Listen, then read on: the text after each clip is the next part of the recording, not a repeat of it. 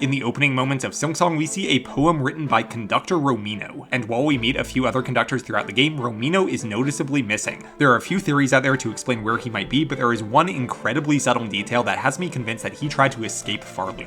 This is the lore of Conductor Romino. So to understand where Romeino might be, we first need to look at the purpose of the conductors. The conductors were given the highest position of authority in the Citadel by the Weavers. Their purpose was to lead the choir that was keeping Grandmother Silk asleep with song. The thing is that these conductors realize that Silk will eventually overpower them. We see this in Balador, the only living conductor that Hornet speaks with. In his old age, he really regrets his decisions, but is too weak to do anything about it. And while Balador seems to have accepted his fate, Romeino, the author of the poem, might have tried to escape Pharloom while he still had strength. You see, in this area of the blasted steppes that leads to the wastelands, there's actually a conductor's mantle blurred in the background. It's ridiculously hard to see, but somebody on Reddit unblurred the background and it's definitely a conductor. There's no telling if this is actually Romeino, but I think it fits nicely with what we know about him. After all, the content of his poem makes it clear that he knows that Grandmother Silk is a beast waiting to enact her revenge. So Romeino might have tried to flee, but only made it to the very edge of Pharloom. In fact, the other popular theory about Romeino is that he is the old penitent, the big prisoner found in the slab. I'm not totally convinced by this theory, but maybe Romeino was caught as he was trying to flee and was stripped of his robes and brought to the prison. It's a bit fuzzy, but there's a world in which those stories connect to each other. Subscribe for more.